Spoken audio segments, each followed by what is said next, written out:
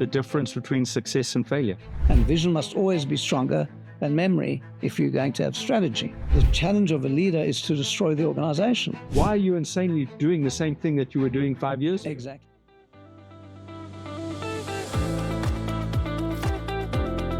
I'm Adrian Saville. Welcome to the podcast Fate, Luck and Choice with Nick Binedell, Professor in Economics, Finance and Strategy at GIBS. Nick, it's great to be with you. Great to be with you. My field is strategy and strategic leadership and geopolitics.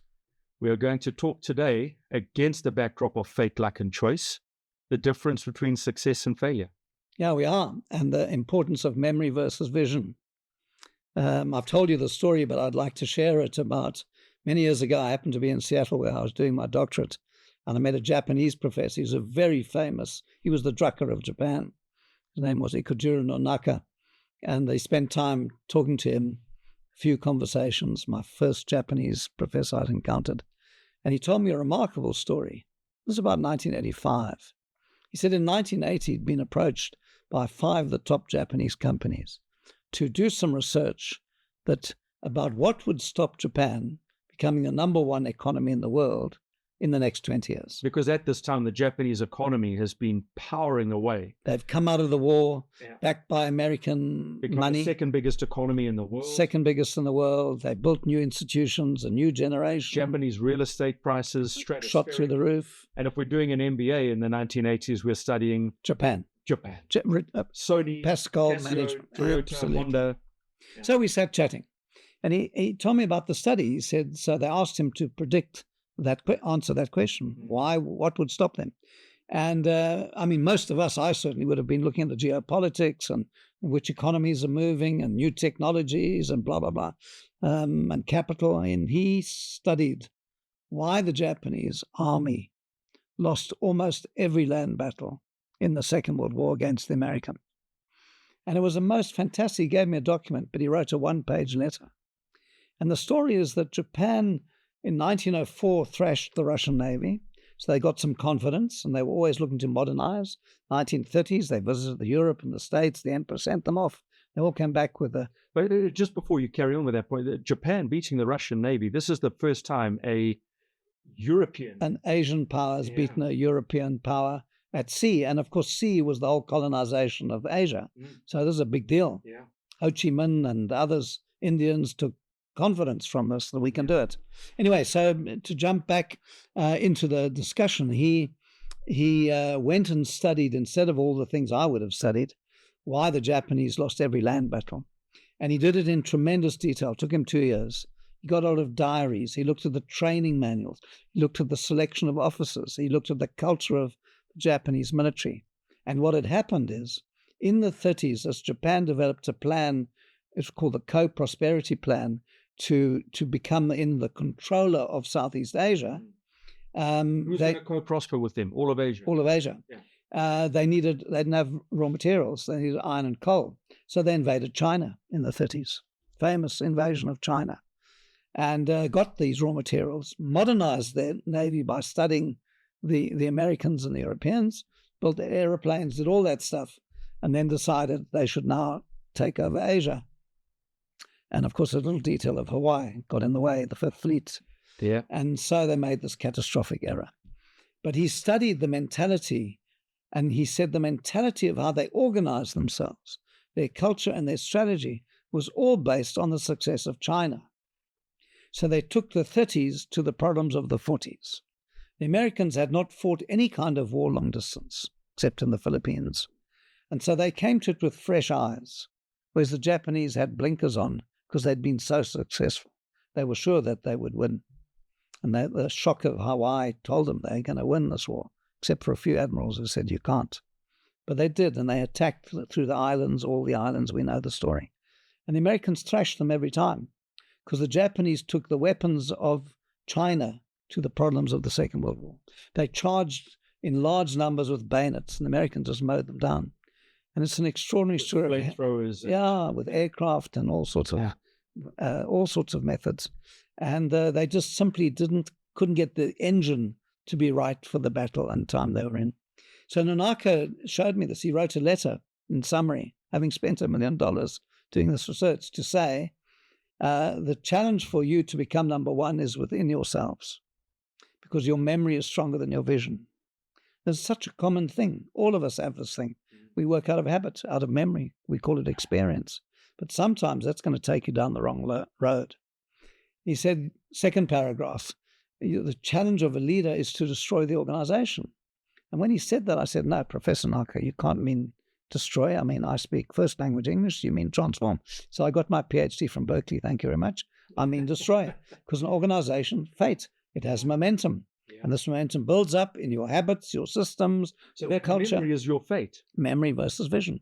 Yeah. And vision must always be stronger than memory if you're going to have strategy, because strategy is about next in a changing world. So that was the great lesson that Nonaka shared with me. So the memory is the fate, the choice is the decision to do something different. Yeah. And if you don't have a point of view about next that's different than today, then you don't have a strategy. Well, I find this fascinating conversation, Nick, because I've recently been working with an executive team on thinking about their strategic direction.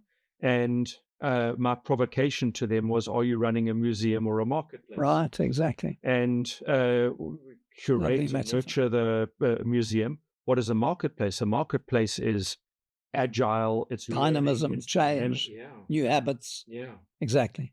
So here's the thing that I teach 4 pots on strategic leadership: the environment, the market, the industry, the big picture, the strategy, operations, tactics, strategy, the organization, the structure, the system, the culture, and the leadership, the managerial, the innovative, the entrepreneurial, who's going to do what here.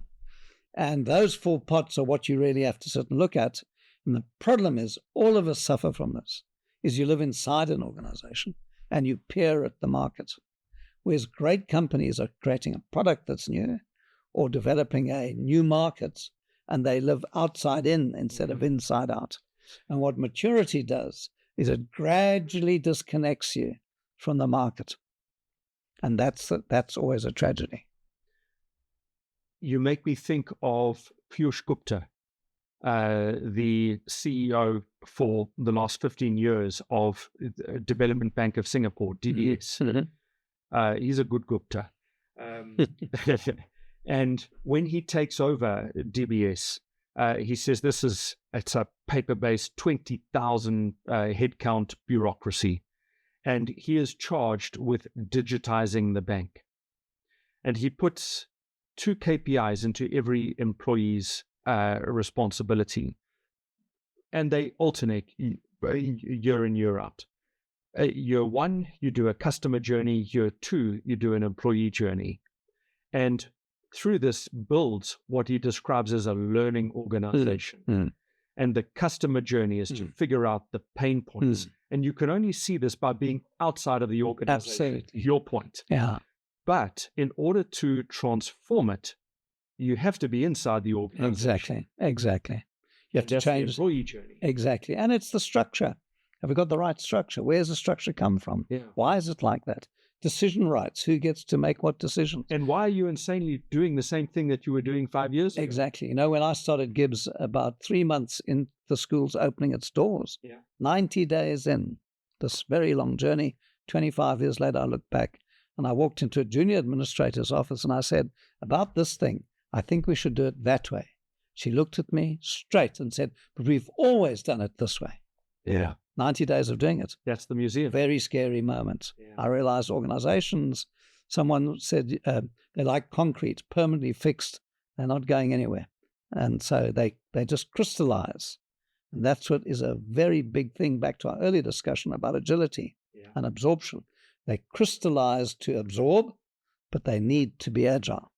And it's easier to use all these words. It's very hard to do for a leader, because a leader should be, Nonaka's point, you've got to destroy the organization, because it will keep on doing what it's always done unless something else happens. And the something else is either something done to them, they're given a competitive clap, like look what ShopRite have done to home delivery, or they do something. ShopRite taking the initiative so brilliantly. I'll corrupt the observation by Demosthenes, the Athenian orator. But if we're thinking about strategic intent, strategy isn't what you say. What you do. Democracy says it's measured by three things: action, action, and action. Lovely. And you'll help me with this, but I think it's Richard Rummel who talks about strategy really being an act of war, which then takes us all the way back to your opening commentary about... Well, the word strategy itself comes from the Greeks, and it's about warfare. Yeah. It's about strategos, the generals, strategia, the content. So that's its origin. Many South Africans are not comfortable using this imagery.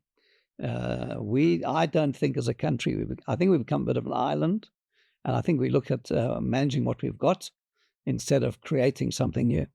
And I'm very worried, and maybe we'll talk about this in another session, about the aging of our industrial economy. Our whole economy is aging, and it's not a new economy, but maybe we'll come back to that another time. But the lesson of Nonaka, who I carried. If I were an executive, what's the message for me? You have to have the strength and vision with your team to shake up the organization, to institute just what you described in DBS. If you don't measure it and don't reward it, it will never happen. So the delta, the change you're trying to implement, you have to measure and reward. And you experiment as you go. What was the idea of starting GIBS? I'd been around business schools a long time. I took a small team of people to the best in the world, and then I said, learn from them all, and we'll copy none of them. Because South Africa's environment, what I thought we needed then, was slightly different than what they did, because South Africa is not the same as the UK, Germany, or America. So that's the adaptive skill, the intellectual skill, and it requires an emotional strength from somebody to bring a new idea into play, because the organization will resist you. Brilliant choice. Thank you, Nick. Pleasure. Enjoyed it.